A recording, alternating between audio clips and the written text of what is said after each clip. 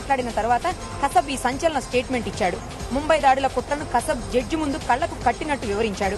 కరాచీ నుంచి చిన్న బోట్లో ముంబైకి బయలుదేరినట్టు తెలిపాడు. లష్కర్ నేత జకీర్ ఉర్ రెహమాన్ లఖ్వీ దాడులకు సూత్రధారి అని చెప్పాడు. జమైతే ఉద్ దవాచిన్ మౌలానా హఫీజ్ సయ్యద్ తమతో తరచుగా సమావేశం అయ్యేవాడని తెలిపాడు. ముంబై దాడుల్లో పాల్గొన్న ఫిదాయిలకు అబూ అల్ కమా, అబూ హంజాలు నేతృత్వం వహించినట్టు వివరించాడు. సిఎస్టీలో జనంపై విచక్షణ రహితంగా కాల్పులు జరిపినట్టు, గ్రెనేడ్లు విసిరినట్టు కసబ్ కోర్టులో తెలిపాడు. తరువాత కామా హాస్పిటల్ దగ్గర ఏటీఎస్ చీఫ్ హేమంత్ కార్కరే, పోలీస్ అధికారులు విజయ్ సలాస్కర్, అశోక్ కామ్టేలను కాల్చి చంపినట్టు ఒప్పుకున్నాడు. ఇంత తొందరగా కసబ్ నేరం ఒప్పుకోవడాన్ని చూసి డిఫెన్స్ లాయర్స్ చాలా సర్ప్రైజ్ అయ్యారు. ఇది ప్రాసిక్యూషన్ విజయమని కేసును వాదించిన పబ్లిక్ ప్రాసిక్యూటర్ ఉజ్వల్ నికమ్ తెలిపారు. కసబ్ స్టేట్మెంట్ ను మరోసారి కోర్టు రికార్డ్ చేస్తుంది. నేరాన్ని అప్పుడు కూడా కసబ్ ఒప్పుకుంటే ముంబై సెషన్స్ జడ్జి పాక్ ఉగ్రవాదికి శిక్షను ఖరారు చేస్తారు. ముంబై దాడుల కేసులో దోషులందరికీ శిక్ష వేయాలని మహారాష్ట్ర ముఖ్యమంత్రి అశోక్ చవాన్ కోరారు. కసబ్ నేరం ఒప్పుకోవడాన్ని పాకిస్తాన్ లైట్ గా తీసుకుంటోంది. నిజాలు కళ్ల ముందే ఉన్నాయి, ఇంకా సాక్ష్యాలు కావాలని పాక్ అధికారులు డిమాండ్ చేస్తున్నారు.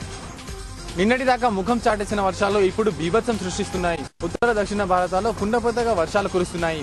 ఒరిస్సా, కేరళ, కర్ణాటకలో నదులు ఉగ్రరూపంలో ప్రవహిస్తున్నాయి. గుజరాత్ లో, సౌరాష్ట్రలో భారీ వర్షాలతో జనజీవనం స్తంభించింది. వర్షాలు లేక బీడుగా మారిన భూములన్నీ ఇప్పుడు వరద నీటితో మునిగిపోయాయి. నైరుతి పవనాల ప్రభావానికి అల్పపీడనం తోడవడంతో దేశంలో విస్తారంగా వర్షాలు కురుస్తున్నాయి. ఋతుపవనాలకు ముఖద్వారమైన కేరళలో వీటి ప్రభావం ఎక్కువగా ఉంది. 25 మంది వర్షాలకు చనిపోయినట్టు ప్రభుత్వం ప్రకటించింది. అటు ఒరిస్సాలోనూ వరదలు భారీ నష్టాన్ని కలిగిస్తున్నాయి. వేల మంది నిరాశ్రయులయ్యారు. గజపతి, కలహండి, బోలానగర్, రాయగడ జిల్లాలను వరదలు ముంచెత్తాయి. వందల సంఖ్యలో గ్రామాలు నీట మునిగాయి. రహదారులన్నీ జలమయం కావడంతో జనం పడవలను ఆశ్రయించారు. అధికారిక లెక్కల ప్రకారం ఇప్పటికీ 32 మంది చనిపోయారు. కర్ణాటకలో నదులు ఉధృతంగా ప్రవహిస్తున్నాయి. 11 జిల్లాల్లో 74 మంది వర్షాల బారిన పడి చనిపోయారని సమాచారం. వేల కోట్ల రూపాయల పంట నష్టం వాటిల్లింది. కోస్తా ప్రాంతాలైన దక్షిణ, ఉత్తర కన్నడ, ఉడిపి ప్రాంతాలు పూర్తిగా వరదల్లో చిక్కుకున్నాయి. కేంద్రం వెంటనే స్పందించి నష్టపరిహారం అందించాలని అఖిలపక్షం కేంద్రాన్ని కోరింది. అటు ఉపరితల ద్రోణి ప్రభావంతో గుజరాత్ లో కుండపోతగా వర్షాలు కురుస్తున్నాయి. సౌరాష్ట్ర, జూనాగఢ్ ప్రాంతాలకు భారీ వర్ష సూచన ఉన్నట్టు అధికారులు తెలిపారు. ప్రజలంతా అప్రమత్తంగా ఉండాలని వారు హెచ్చరించారు.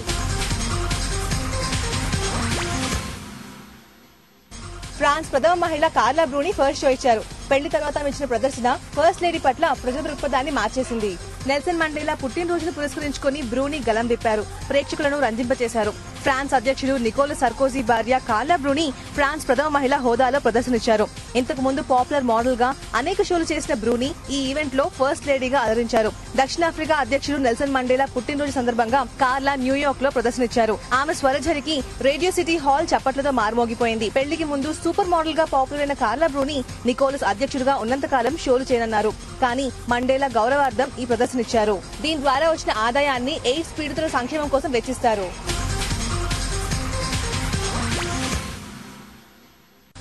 న్యూస్ ఎక్స్ప్రెస్ లో బిజినెస్ వార్తలకు వస్తే స్టాక్ మార్కెట్లు ఈ వారం లాభాలతో పోల్చేశాయి. ఫస్ట్ క్వార్టర్ ఫలితాలు ప్రోత్సాహకరంగా ఉండటం, రుణాలు చురుగ్గా కదలటం, వీటి గ్లోబల్ మార్కెట్ ర్యాలీ తోడై సెన్సెక్స్ 15,000, నిఫ్టీ 4,005 పాయింట్లను క్రాస్ చేశాయి. ఓపెనింగ్ నుంచి పాజిటివ్ గా ఉన్న మార్కెట్లు సెకండ్ హాఫ్ లో ప్రాఫిట్ బుకింగ్ తో కాస్త వెనుకబడ్డాయి. ఇంతలో రిలయన్స్ ఇండస్ట్రీస్ ఆర్ఎన్ఆర్ఎల్ గ్యాస్ వివాదంపై విచారణ వాయిదా పడడంతో మార్కెట్లో మళ్లీ బయింగ్ స్పీడ్ అందుకుంది. సెన్సెక్స్ 446 పాయింట్లు పెరిగి 10,001తో క్లోజ్ అయింది. పోయిన వారం టీసీ ఫస్ట్ క్వార్టర్ రిజల్ట్స్ అంచనాలు మించడంతో ఇన్నాళ్లు ర్యాలీలో వెనుకబడ్డ ఐటీ సెక్టార్ లో ఒక్కసారిగా బయింగ్ యుఫోరియా కనిపించింది. టీసీఎస్ 15%, విప్రో 7%, ఇన్ఫోసిస్ 5.5% పెరిగాయి. Real estate major DLF 5%, Hindalco 5% లాభపడ్డాయి. ఆర్ఐఎల్, ఆర్ఎన్ఆర్ఎల్ కేజీ గ్యాస్ వివాదంపై విచారణను సుప్రీంకోర్టు సెప్టెంబర్ 1కి వాయిదా వేసింది. రిలయన్స్ ఇండస్ట్రీస్ 5%, టాటా మోటార్స్ 3.5% పైగా ముందంజ వేశాయి. నష్టపోయిన స్క్రిప్ట్ లో ఐటీసీ 2%, రిలయన్స్ ఇన్ఫ్రా, ఆర్కామ్ 1% ఉన్నాయి. ఇతర షేర్లో టాటా స్టీల్ స్వల్పంగాను, ఆర్ఎన్ఆర్ఎల్ 2%, సుజలాన్ ఎనర్జీ 1.5% నష్టపోయాయి. న్యూస్ ఎక్స్ప్రెస్ లో ఈ వార్త వరంగల్ జిల్లాది. గత ఎన్నికల్లో ఆశించిన ఫలితాలు రాకపోవడంతో సిపిఐ ప్రజా పోరాటాలను ఉధృతం చేయాలని నిర్ణయించింది. స్థానిక సమస్యల పరిష్కారం కోసం పోరాటాలు చేస్తే వచ్చే స్థానిక సంస్థల ఎన్నికల్లో సిపిఐ గౌరవప్రదమైన ఫలితాలు వస్తాయనే లక్ష్యంతో ఉద్యమ బాట పట్టింది.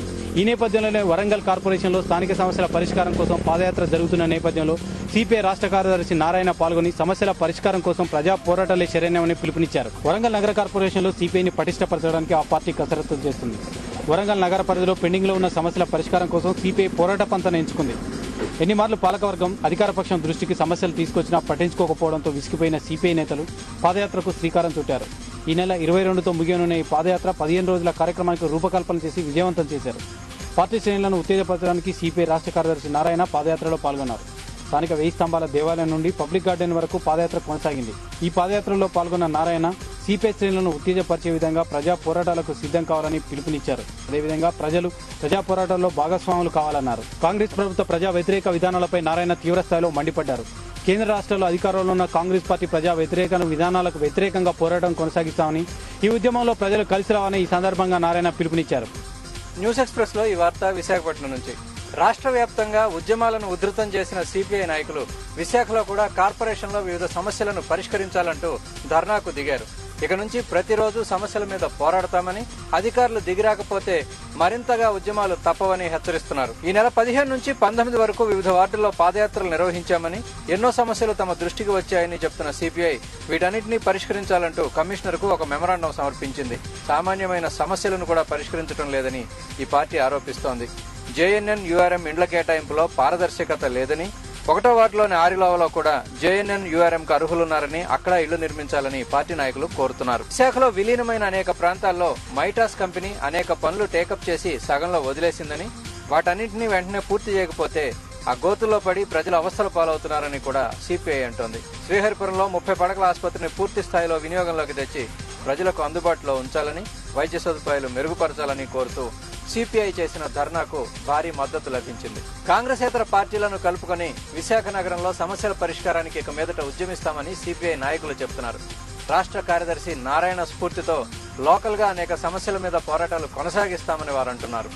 న్యూస్ ఎక్స్ప్రెస్ లో ఈ వార్త కరీంనగర్ నుంచి. బాబ్లీ ప్రాజెక్టు నిర్మాణంలో డిఆర్సీ సమావేశంలో రగడ జరిగింది. అధికార ప్రతిపక్ష పార్టీ సభ్యులు తీవ్ర స్థాయిలో విమర్శలు చేసుకున్నారు. ప్రభుత్వ అసమర్థత కారణంగానే బాబ్లీ ప్రాజెక్టు నిర్మాణం జరుగుతుందని ప్రతిపక్ష పార్టీలు ఆరోపించాయి.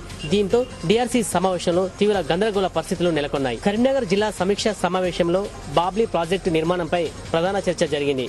బాబ్లీ ప్రాజెక్టు నిర్మాణాన్ని అడ్డుకోవడంలో రాష్ట్ర ప్రభుత్వం పూర్తిగా విఫలమైందని టీఆర్ఎస్, టీడీపీ ఎమ్మెల్యేలు నల్ల కండువాలతో సమావేశానికి వచ్చారు. అయితే ఈ అంశానికి మొట్టమొదటి ప్రాధాన్యత ఇవ్వాలని ప్రతిపక్ష పార్టీలు పట్టుపట్ట మిగతా సమస్యలను చర్చించాలని కోరాయి. అధికార పక్షం మాత్రం ఈ సమస్యను తర్వాత చర్చిస్తామని తిరస్కరించింది. దీంతో ప్రతిపక్ష అధికార పక్షం మధ్య తీవ్ర వాగ్వివాదం జరిగింది. సుమారుగా గంట సేపు గందరగోళ పరిస్థితులు నెలకొన్నాయి.